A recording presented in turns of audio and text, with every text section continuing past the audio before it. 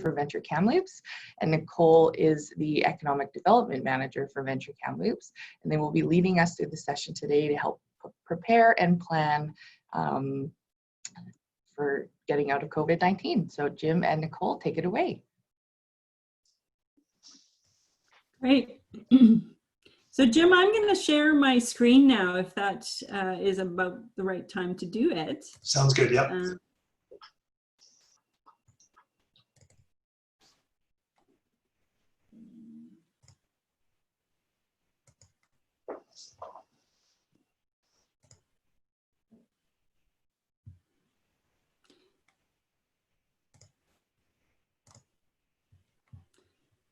All right, so I think we're good to go. Okay, good.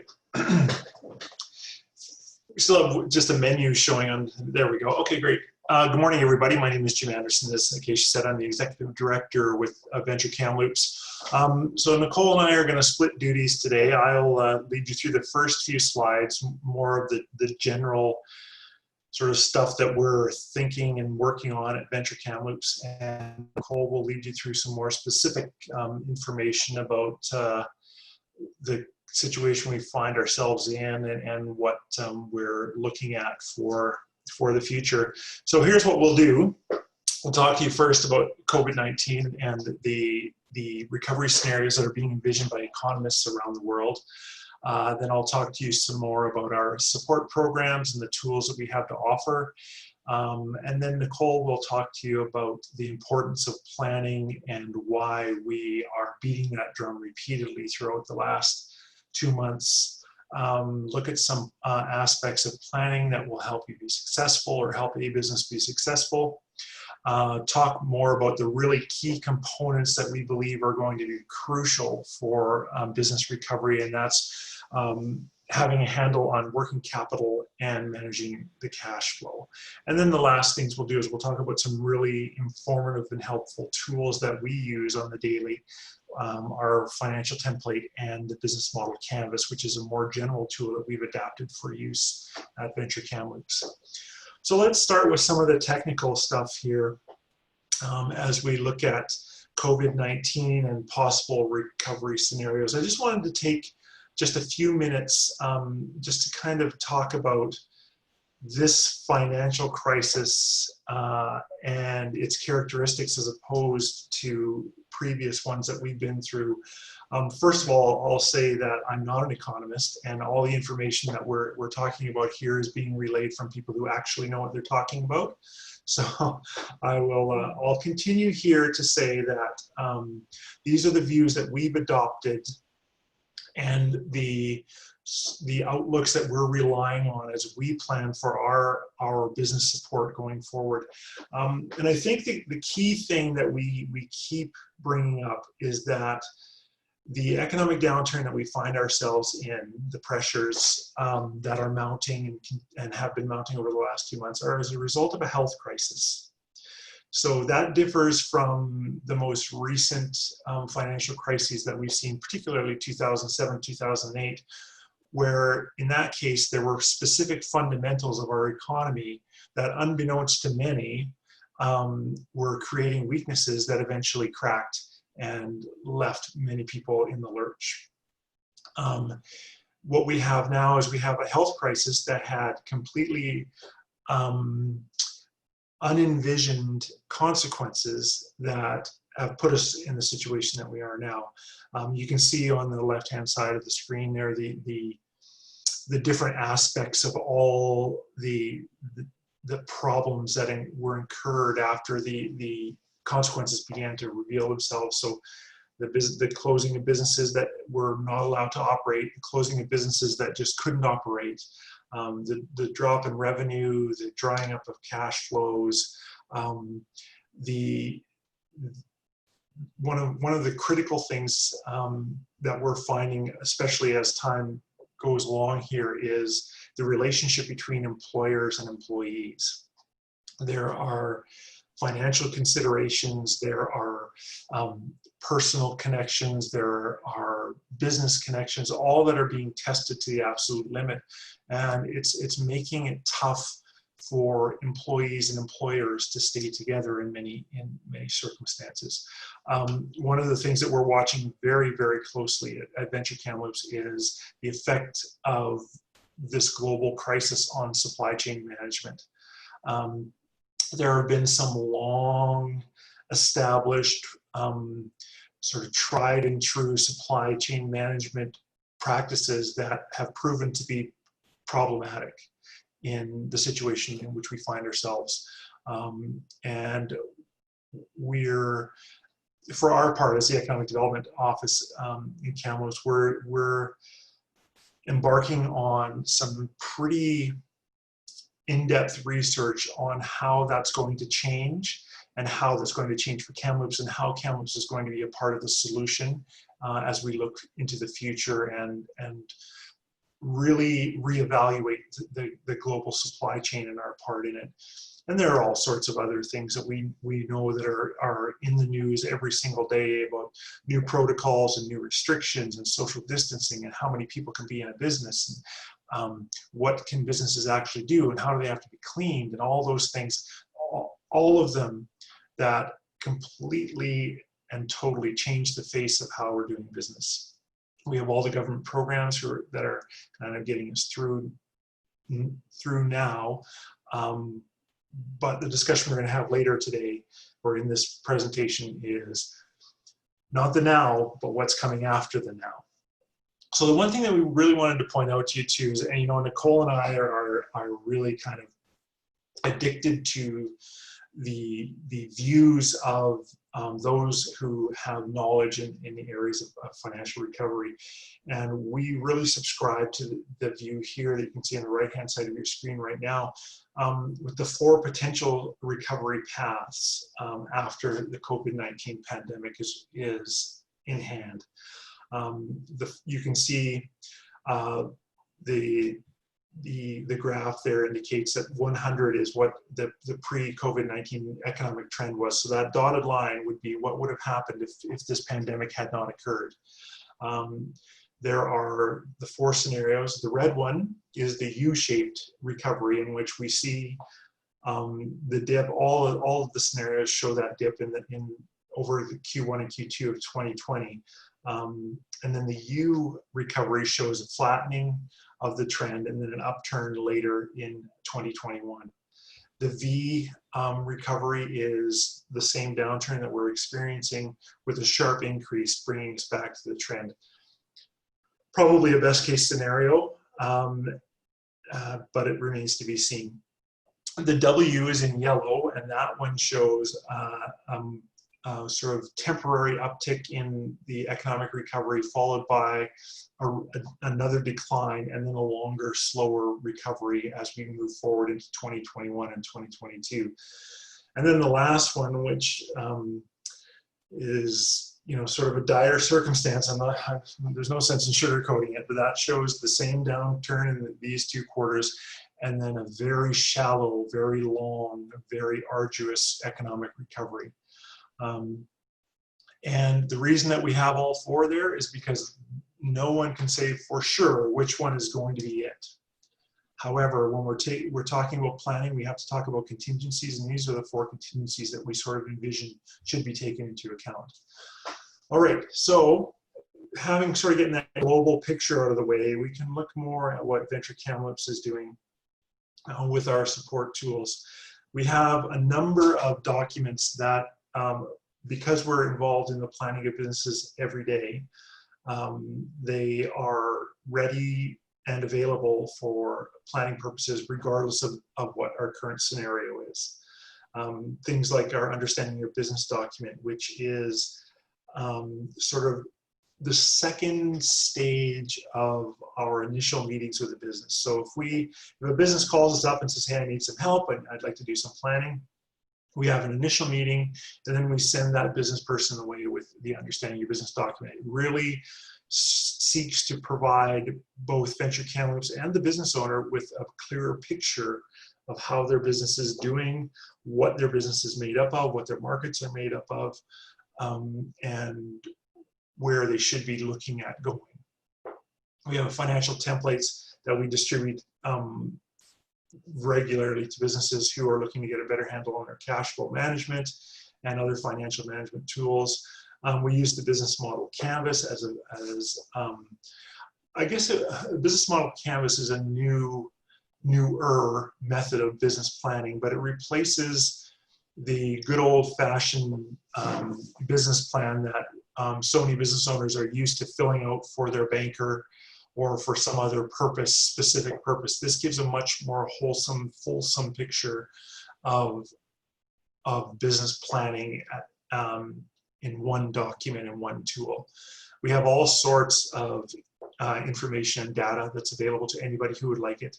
Much of it is on our website. We can customize and do further research. We have produced a continuity plan checklist.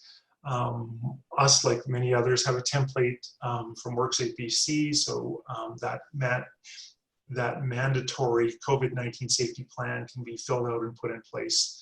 I've done it for our office. We're all going through that. I think that much of the information is common sense. It can be filled out rather quickly.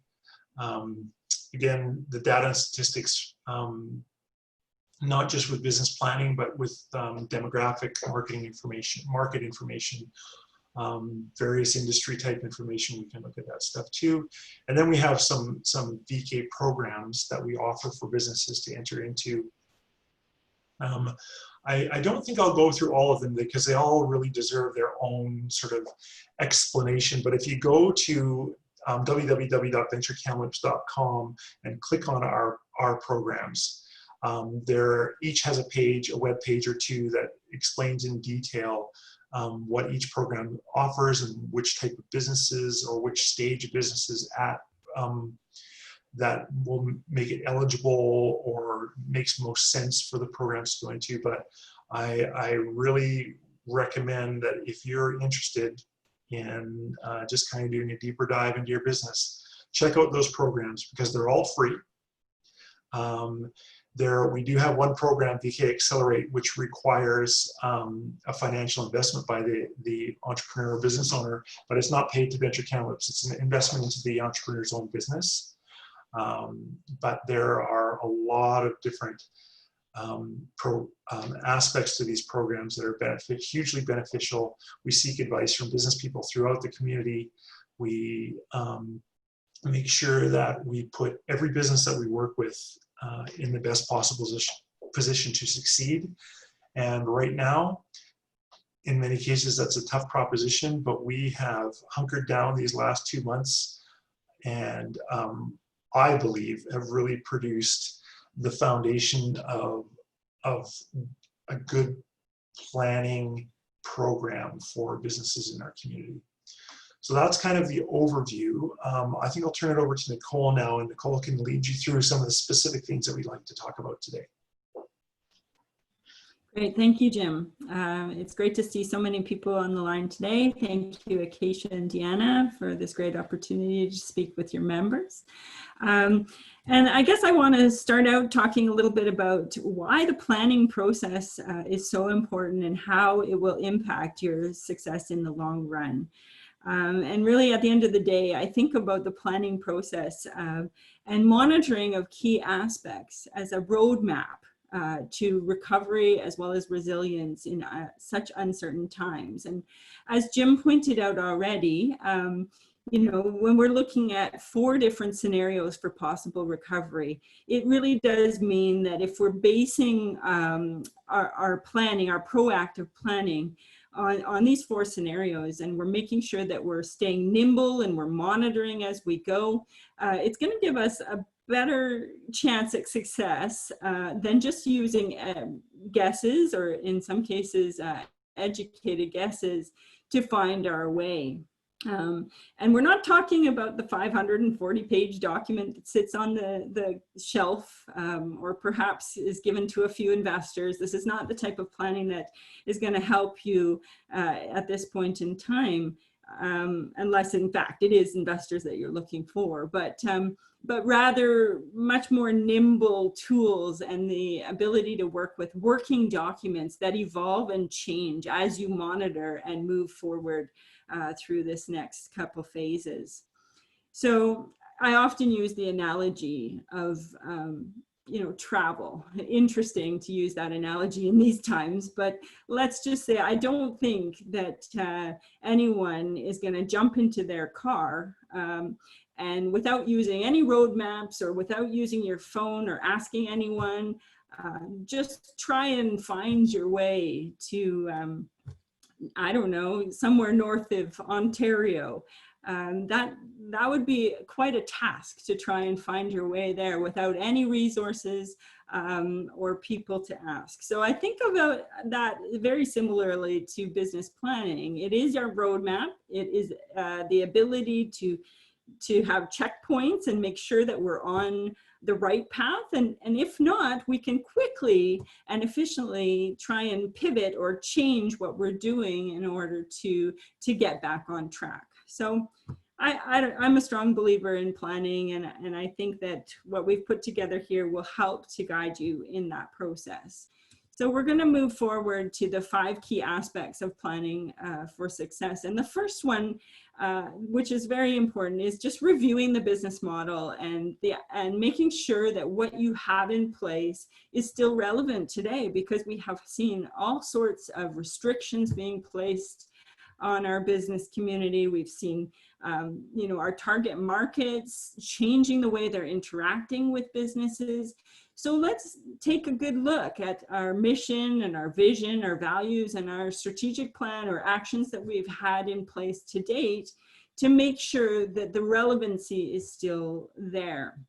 As I just mentioned, when we're looking at our target markets, it's incredible to see the fast pace and change in the way that clients are learning to interact with the businesses that they like. So for example, curbside pickup and home delivery, we've got e-commerce accelerating at a rate faster than ever before. And so really identifying the ways in which you can make sure that you are interacting with your clientele and providing the right services to match their new needs and wants is super, super important. And I think what that overview will do for you is to help to identify areas of your business that need to be protected. Those areas of growth that are identified right off the start, they need to be protected and given the room to flourish, whereas there may be other aspects of your business that do need to pivot or change, and we need to make some plans around that as well. And of course, in this overview, I think, there's been a lot of other webinars talking about government programs and making sure that you are tapping into those resources to help in this short term, as well as your business. And I'll touch on a few of those in a little bit later, but Venture Kamloops would be happy to help you determine or find the resources to determine which programs are best suited for your business. So the second key aspect is assessing the risk and developing contingency plans, and specifically in 4 key areas. And really at the end of the day, assessing the risk, I think it's really important to look back at those 4 scenarios of recovery. And in these areas of the core of your business, making sure that you have plans in place for each type of recovery. So for example, if we looked at your suppliers, oftentimes what we see is that small businesses, they rely on 1, maybe 2 suppliers.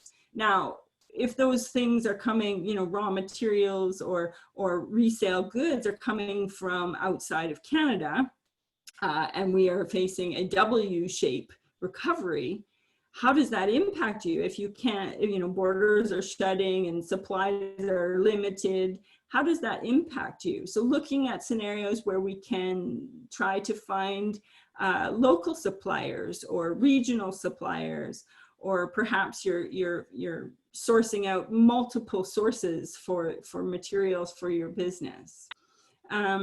So when we look at employees, it was very interesting, and it's a very crucial part of the business to plan out and make sure that if we don't see quite the recovery that you're expecting, how we manage the relationships, the documentation, and the communication around keeping the connection with our employees. Because at the end of the day, through this first wave, we've seen a lot of disconnect between employees and employers. And that can be detrimental in terms of rehiring and being able to reopen. So putting some plans in place there and mitigating the risk by being prepared is really super important. And if in fact you're in a position where you've had that disconnect with your employees and you've had a lot of communication going back and forth, it may be worthwhile talking to an HR specialist to try and get things on track in that regard and make sure that the planning is done appropriately. So with operations, here again, like I mentioned, there's been a lot of disruption in this area. So now our capacity has been limited and we're seeing other channels of revenue sources being established, such as e-commerce and as well as, you know, home delivery and things like that. So I think that looking not only at what you're currently doing, but making sure that you're diversifying the revenue channels and thinking about all sorts of other options if we do end up coming back into a downturn where we need to put heavy restrictions on our operations again. How will you continue seamlessly to get your products and services to your clientele? And then finally, in the financial planning aspect, when we're talking about the risk, we're certainly talking about working capital and cash flow, but also what happens, you know, doing some planning around how to manage those aspects is super, super important. And I'm going to circle back to the financial planning aspects later in the presentation to do a little bit of a deeper dive into how to manage that aspect. So the third key aspect, I think, is your reopening. And when we talk about reopening, the first thing that comes to mind is making sure that we are using the templates and the information around the health and safety protocols and making sure that there is a plan in place to ensure that your employees as well as clientele feel safe in returning to your business. This one, it's interesting, you know, from what I'm seeing a lot of businesses taking their time with this a little bit and making sure that it's done right the first time. And I do believe that that's extremely important because as we see in other parts of the world, you know, there's still fear around coming back into places of business. And if we can set that up for success, the hope is that it will be a bit more of a streamlined process and people will feel welcomed and at least safe to come in and enjoy your business. And then with the reopening, you know, looking at your operations timeline. So is it going to be sort of a big bang where you've planned it all out and then your doors open and everything is up and running? Or on the other hand, do you need to stagger that reopening and take it a little bit slower to mitigate the risks, essentially, and maybe take more of a modest and sustainable reopening approach where you're building up as you go and you're managing your cash flow based on supply and demand that's coming through the doors. So that's an important aspect of the reopening. And also I think that the financial planning process, again, making sure you have budgets in place, making sure that you're following, you know, the expenses to make sure they're not getting out of hand, making sure the revenue flows are at least at break even, because in some cases you really do need to know whether it's not feasible, I guess, to reopen, or what level of revenue you absolutely need to have in order to make it viable.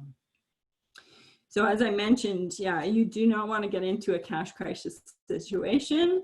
In most cases, it will be a slow and steady incline. So being cautious around your reopening is good, unless you have an extremely strong balance sheet that can afford you that big bang opening where everything is back up and running.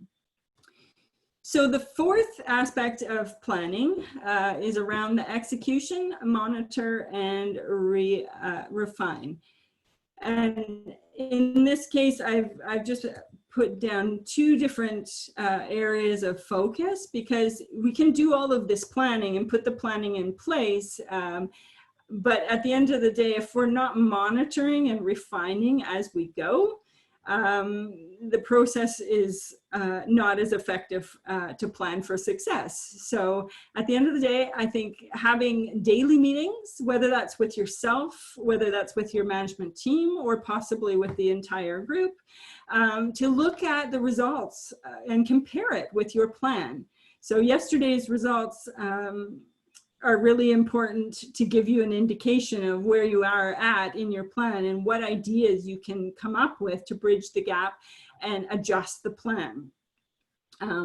It's also a good idea to look at your resources and what is in place currently to make sure that it is working, and to change it up quickly, because as we move forward, small businesses have an advantage anyway, because they're able to test the market and they're able to make changes fairly rapidly. And in this case, with so much uncertainty, that is really a key component. And then also, I think the weekly meetings where you're looking more at the bigger issues of the business that haven't been addressed yet in the planning perhaps, or have just arisen that need addressing. You want to be making sure that you're updating your forecasting and staying on track. Again, looking back at that risk assessment and where we're at, perhaps there's different outbreaks in different regions, and how does that impact your business? And also, I think that having a team input to this planning process and to your meeting will just bring more minds together from different perspectives of your business, and ensure that you have buy-in from your team and you're working together fluidly. And now I'd like to just this is the fifth aspect, but it ties in quite nicely to the financial planning. And having some dashboards that you're checking in with regularly around the productivity and the financial health of your business are important aspects.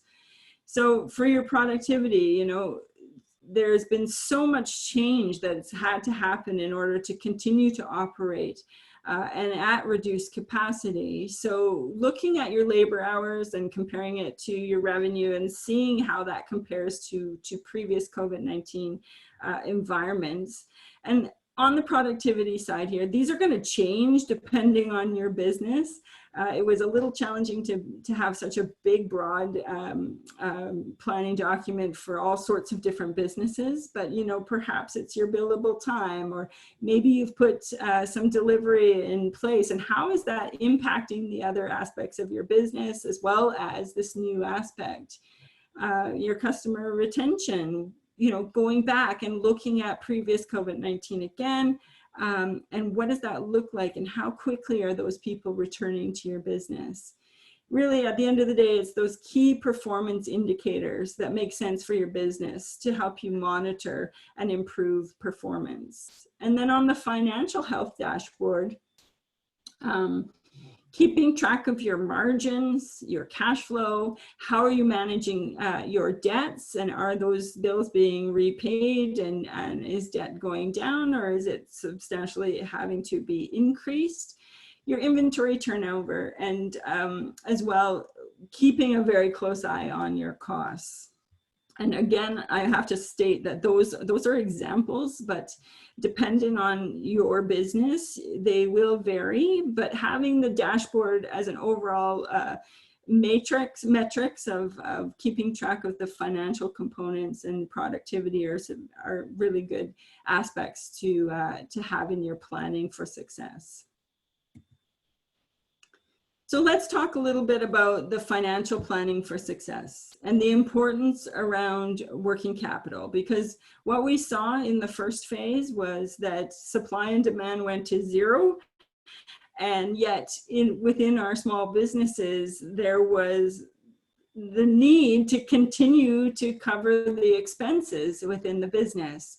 And so when we look at working capital, just as a quick definition, it is the money that is in your business that is used to cover those day-to-day operation expenses while we're waiting for more money to come through the door in the business. So it can be easily calculated by looking at your balance sheet and taking your current assets minus your current liabilities. And that's going to give you an understanding of your working capital. And oftentimes it's the money that sits in your business, especially in the early days, that is just sitting there that has not been allocated out to a specific expense that you can use ongoing to pay your bills. And so to understand it a little bit deeper and why there is oftentimes a cash crisis in relation to COVID-19, we look at the cash conversion cycle. So this is an example again, and everybody's scenario will be slightly different. But if we say that your business received inventory, oftentimes that inventory sits on the shelf, and it really doesn't bring any money in at all at the very beginning stages. And in fact, it may even require you to pay for that inventory right up front. But then as time goes by, you start to close those sales, and then potentially even you have to invoice your clients. So you're still not seeing any money in the door, but you're at the same time paying the rent, and you're paying the hydro and all of these other things. You finally collect your money, and that goes back to your suppliers to pay the bills. So that's one scenario, but imagine if you had to pay for that inventory right up front, right? And wait until you receive the cash. I mean, it can be different for every business, but that starts to give you an understanding of how the money flows through the business and the importance of having some extra dollars to pay the bills. Because at the end of the day, we don't necessarily see more businesses closing because they're not profitable, but in fact, because they've run out of money to pay their bills. And that has a lot to do with the cash conversion cycle, as well as the working capital within your business. So we're going to encourage people to look at that cash conversion cycle within your business and to really try to reduce and use creative ideas to try and reduce that conversion cycle. So for example, some new businesses and small businesses, they don't necessarily have terms with their suppliers. So you could use strong negotiation skills to try to see if you could get 30, 60, or 90 days for your from your suppliers. Now that may be a challenging task in today's environment, but I would encourage you to think about up and down the supply chain to share the burden of the cash flow crisis with not only your suppliers, but potentially with your clientele as well. So for those types of businesses that offer a service with longer time periods, it may be asking for a larger deposit from your clientele right up front, so that you have the money to cover your expenses of the job in the short term. And it just tightens up that cash conversion cycle. Now that's two examples of ways to shorten that cycle. But at the end of the day, if you're still finding that you're struggling with the cash situation in order to pay your bills, it is important to look at, for example, the CEBA program. The government is offering a $40,000 loan with $10,000 forgivable.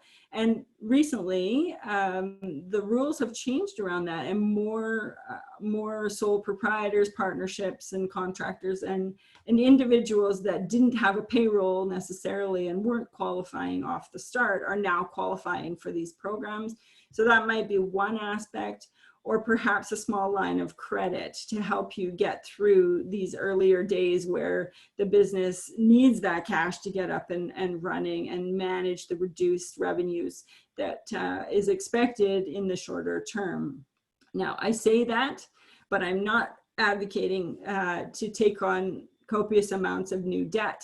I think it's really important to manage that any new debt or debt loads very carefully, and to also try, as I mentioned, to share the burden up and down the supply chain to manage the flow of business in this restrained time. I'm also really suggesting that because there's so much uncertainty going forward, that a small pool of money, if possible, should be set aside. So I've suggested 5% of sales here, but whatever you can manage would be great, because as we know, it is such uncertain times, and as we may move forward, we may see the restrictions increase again, and we will still need to be able to pay the bills. So being careful to not overextend the business and to save some money along the way will help in the planning for success.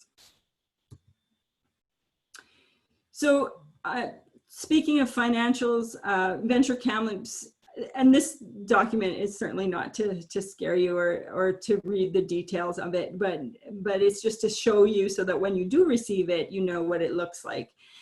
We have a financial template, and I have to say it's one of my favorite documents because all of the formulas are in the background. So it's a very fast way to look at different scenario plannings when it comes to not just profitability, obviously, but the cash flow going through the business and what it will require to operate at different levels of capacity or supply and demand. So I won't get into the details, but I would love to sit down with anybody that's interested to go through this document and how it is used as a great planning tool to help you on the financial planning of your business.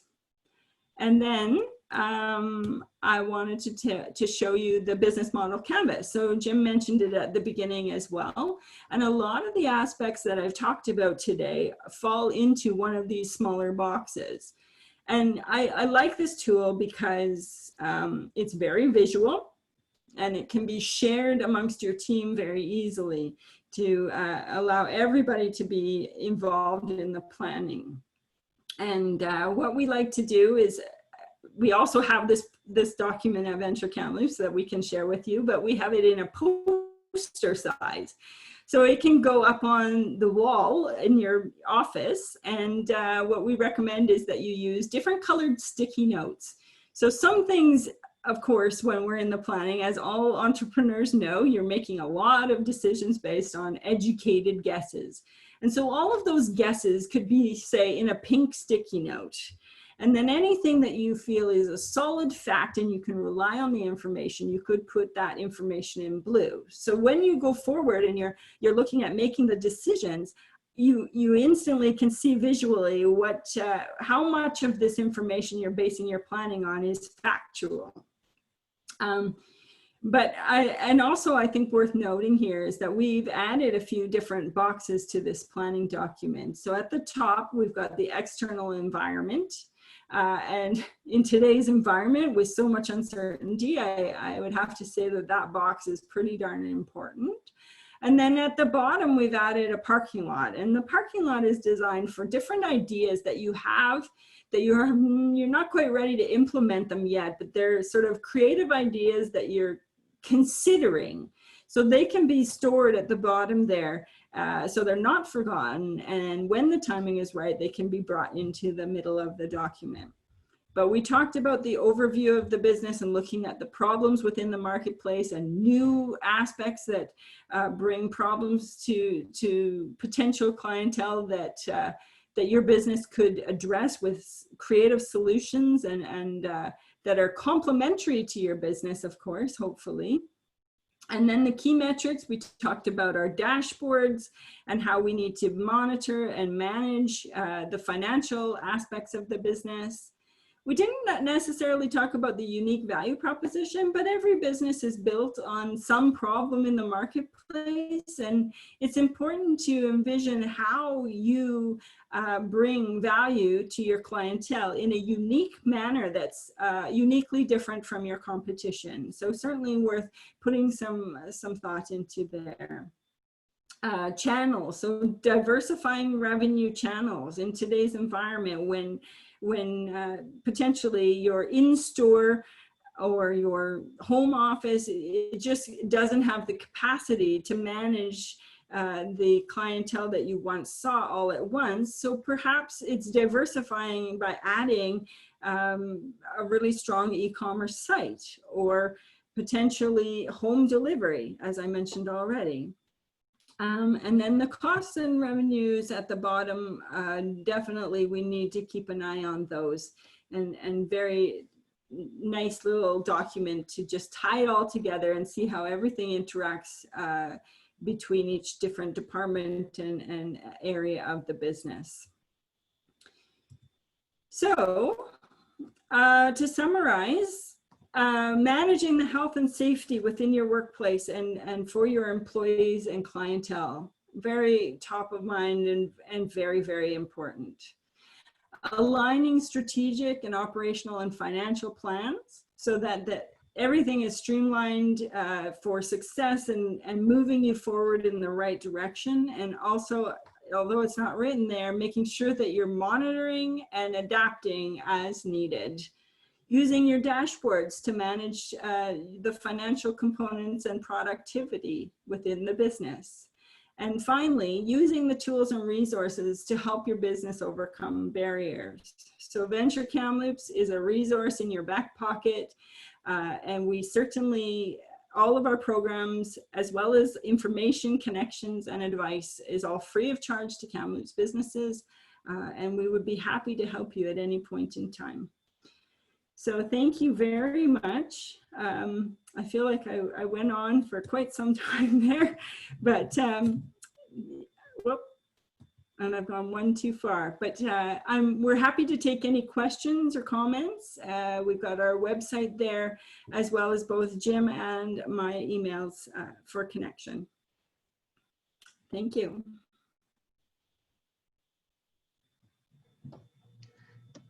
Let's see, is there any, if you have any questions, you can put them into the chat. Nicole, maybe just a question for us. Would we be available to get the, or able to get the canvas sent over, and then we can send it out to the attendees? Absolutely, yeah. Yeah, I think also, you know, the financial plan is, you know, it's not a great picture of it, but honestly, it is such a great document and so helpful in planning out different scenarios when it comes to the financial perspective, that I would encourage business owners to definitely use that document. We've had a lot of success with it. One question I have, and I'm sure you've probably heard this in your meetings, what kind of guidance could you give to business owners who are unsure of how to plan because they're unsure of what their demand is going to look like? And so they're maybe not sure about how much they want to spend on the reopen because they don't know how many people are going to come through the door. So what sort of advice are you giving to people right now when they have that kind of question? I think first and foremost, it's important to understand your break-even point, right? Mm-hmm. Because from there, you can start to build out different scenarios and use some educated guesses. But starting with your break-even point, I think, is most important, so that you understand what percentage of your capacity that looks like, and from there, of course, it's very challenging to know. It's a very difficult thing to predict. So I think I tapped into it a little bit by saying, you know, the modest opening or the minimum opening, and seeing how that goes without investing in large amounts of money into this big bang opening. If you have the money and you have a strong balance sheet to do that, that might be something to consider, but I would be cautious and understand from the financial perspectives. Maybe Jim has something to add. Yeah, if I could just chime in there, I would say, Keisha, there's one question that needs to be asked before you ask a business owner asks themselves that question, and the question is, how much can you spend? What Nicole says about making sure that you reach your break-even point is absolutely where you need to start, and you need to know how much you have and how much you could spend before you start guessing. And no one's going to lie. There is going to be some guesswork involved in those next steps in the reopening, but the very key question is, how much do I have? How much could I spend? And then start to wrap your head around things after that. Well, that's great. Thank you. One other question I've heard just from other members is it can kind of be overwhelming jumping into that process. So what are your tips, I guess, to help people get started or to reignite their planning process when they can get overwhelmed? I would suggest they contact Venture Kamloops and come in for a one-on-one meeting. Awesome. Yeah, and it's not just a cheap advertisement. The thing that we've developed over this time, and we actually, I should say that we had this process in place for a long time now, but we've really refined it over the last couple of months. Is we start with a very, very simple, very, very broad questionnaire. Then we have a meeting with the business owner. Then we have a more detailed, more involved list of questions that the entrepreneur needs. And these questions aren't being answered for Venture Kamloops' sake. These are being answered for the business owner for themselves. And we get into a little bit more detail. And then after that, we've reached a jumping off point where we can go into any one of the programs that we offer. If it's just a matter of filling out a financial template and a business model canvas, that's fantastic. If there's more advice needed and we want to do some work and get prepared for VK Venture Advisors, that's great. If it's a really, sort of promising business venture and the entrepreneur is prepared to roll up their sleeves and really do some work, we can look at VK Accelerate. We have all sorts of different avenues that we can take, but we just take it in little chunks at a time, and that gets us to where we want to be in most cases. Yeah, and I think too, because every business is so different, building out a presentation such as this, we can look at the higher level aspects, but because every business has unique characteristics, we can provide a lot more detail and information on a one-on-one setting. And just to be clear, this is sort of my disclaimer that I make every time I speak to someone, but it's unlikely that the local economic development office is going to be the determining factor in whether a business is able to open or not after this all happens. The determining factor is the business owner and the entrepreneur, and if we can provide the business owners with as much possible information and the best possible tools that we can, then the probability that things are going to be okay eventually goes way up. Well, I don't have any other questions. Just looking on the line here to see if there are any others. We always send a follow-up afterwards. We'll be sure to send out your contact info as you had on the screen there. But Jim and Nicole, thank you very much for taking time this morning to speak to our members. I really enjoyed your presentation today. I took tons of notes, and I'm really happy that I was able to ask some of these questions that we've heard from our membership. And I think that's it. Thanks everyone for attending, and have an awesome rest of your day. Thank you. Great. Thank you very much, Acacia. Bye. Bye.